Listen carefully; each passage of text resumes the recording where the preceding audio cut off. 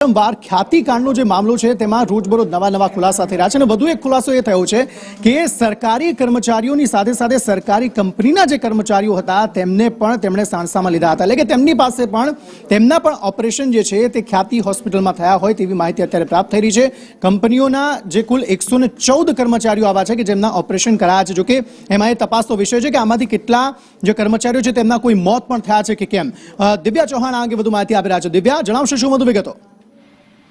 નુપુર, હાલ જે ખ્યાતિ હોસ્પિટલને લઈને જે વિવાદ ચાલી રહ્યો છે તે અંતર્ગત અંકિત અલગ અલગ ખુલાસાથી જે થઈ રહ્યા છે, પરંતુ હવે તો ગ્રામ્ય વિસ્તારના દર્દીઓને નહીં પરંતુ સરકારી અધિકારીઓ જે હોય છે ઓએનજીસી થી લઈને અલગ અલગ કર્મચારીઓ છે તે તમામની સર્જરી છે તે કરવામાં આવી હતી। એટલે ગ્રામ્ય વિસ્તારના માત્ર ને માત્ર ગામડાના લોકોને સર્જરીમાં ભોગ બનાવવામાં નથી આવ્યો, પરંતુ અન્ય લોકોને પણ ભોગ બનાવવામાં આવે છે। સરકારી બાબુઓને પણ આ લોકોએ તો હવે ખ્યાતિકાંડમાં ખુલાસામાં જે મોટો ચોંકાવનારો ખુલાસો છે તે સામે આવ્યો હતો કે અલગ અલગ ખુલાસાના અંતર્ગત આ પણ બાબતનો એક મહત્વનો ખુલાસો થયો છે અને સરકારી કર્મચારીઓને પણ ટાર્ગેટ કરીને તેમની સર્જરી કરવામાં આવી છે। જોકે ડોક્ટર સંજય પટોડિયા હાલ રિમાન્ડ પર છે, તેના ખુલાસામાં પણ હજી કેટલા લોકોને તેને ભોગ બનાવ્યા છે તે બાબતને લઈને પણ મહત્વનો ખુલાસો રિમાન્ડ દરમિયાન થઈ શકે તેવી પણ સંભાવનાઓ જોવા મળી રહી છે।